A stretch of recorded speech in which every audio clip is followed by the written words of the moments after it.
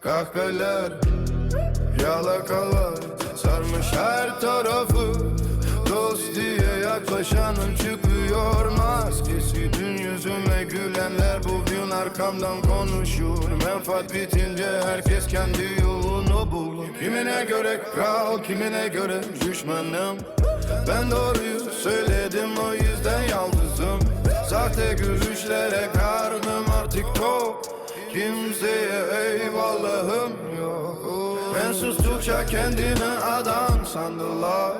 Sabır dedim, bunu korku sandılar. Şimdi herkes haddini bilecek.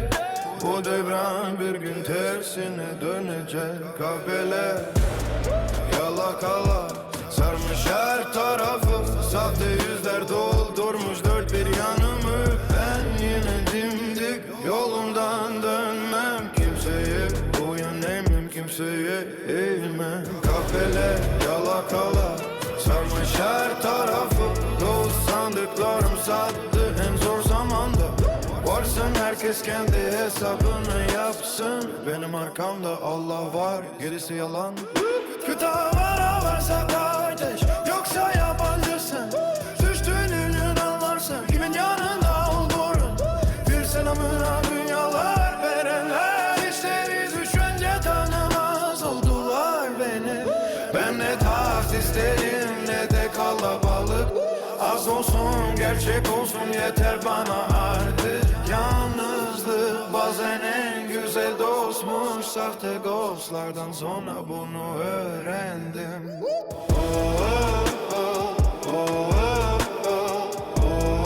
Maskeler düşecek. Herkes gerçek yüzünü görecek. Ben susarım ama Allah her şeyi bilecek.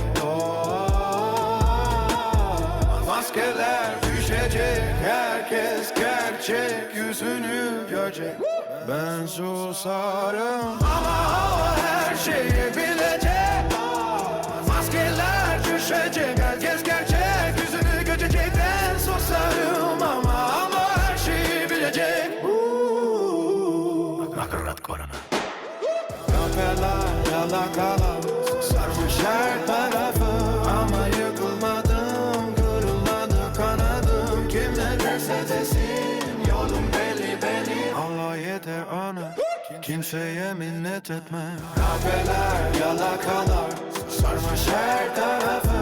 Ama ben hala ayaktayım. Kimseye eyvallahım